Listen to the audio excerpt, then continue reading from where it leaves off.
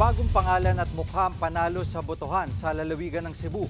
At live mula sa Cebu, nasa frontline balitang yan, ang aming News 5 Visayas correspondent na si John Aroa. John, sino-sino nga ba ang mga naiproklamang panalo dyan? Jiggy, political shift kung maituturing ang nangyari ngayon sa Bilang Pilipino 2025 dito sa probinsya ng Cebu.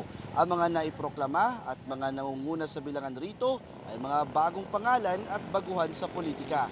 Pero bago pa man nangyari yan, ay nagkaroon o bahagyang naantala ang proklamasyon ng kandidato dito sa probinsya ng Cebu, dito sa provincial capital. Mag-aalas 3 ng hapon nang umupo ang Board of Canvassers para magproklama ng mga nanalong opisyal sa probinsya ng Cebu.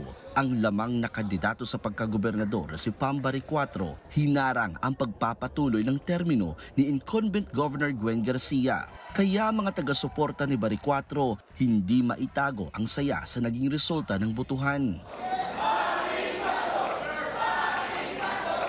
Pero naantala pa ang proklamasyon ni Baricuatro. Ayon sa Board of Canvassers, nagka-problema sa transmission ng election returns mula sa bayan ng Pinamungahan. Bukod dyan, naghain ng motion to suspend proclamation si incumbent Governor Garcia. Hindi raw kasi inaksyonan ng COMELEC ang hiling niyang ideklarang nuisance candidate ang kalaban niyang si Baricuatro. Pero ang main office na raw ng COMELEC ang magdidesisyon dito. Sa huli, iprinoklama na ring panalo si Baricuatro. After such canvass, it appears that Baricuatro Pam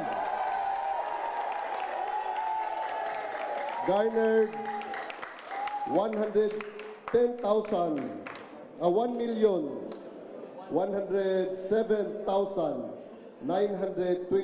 votes for the office of provincial governor.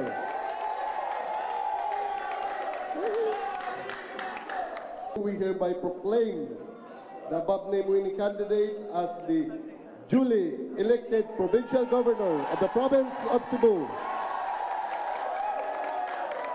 Kilalang kaalyado ng mga Duterte si Baricuatro na tumakbo sa ilalim ng PDP at dating PFP Secretary General. Baguhan lang siya sa politika. Siya ang founder at executive director ng Simply Share Foundation. Dati rin siyang flight attendant. Hindi raw makapaniwala si Baricuatro na nagwagi siya dahil malaking pader daw ang binangga niya sa pagtakbo bilang gobernador. Malaki naman ang pasasalamat niya sa tiwalang binigay sa kanya ng mga Cebuano at ng pamilya Duterte. It's overwhelming, no? This is unexpected talaga, no? Although we were hoping and praying, I'm deeply touched and grateful. Hindi ko talaga inasahan because after all, when I started, I was branded as who you. This is really victory. Nangako si Baricuatro na ipagpapatuloy ang mga kasulukuyang programa ng provincial government. Tiniyak din niyang walang matatanggal sa mga empleyado ng LGU kung maayos naman ang kanilang serbisyo. Nanalo namang vice-gobernador ang katandem ni Garcia na si Glenn Soco. Game changer din para sa Cebu City ang pagkapanalo ng engineer na si Nestor Archival bilang mayor ng lungsod. Natalo niya sina incumbent Mayor Raymond Alvin Garcia na pinsan ni Governor Garcia at dating Mayor Michael Rama. Wagi rin ang katandem ni Archival na si dating Cebu City Mayor Tommy Osmeña. I'm very happy. I didn't expect na ito yung resulta. Considering na medyo wala kaming resources, what we did is dumiretso na kami doon sa mga constituents. Kagabi pa lang, nagdiriwang na ang mga vendor sa carbon market sa Cebu City matapos malamang may bago na silang mayor.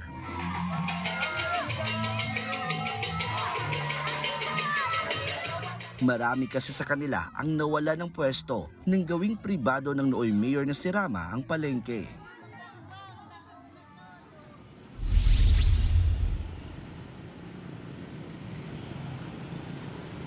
Jiggy, sa mga oras na ito ay katatapos lamang ng isinagawang proclamation ng Commission on Election dito sa Cebu Provincial Capital para sa mga kandidato na nanalo dito sa probinsya ng Cebu.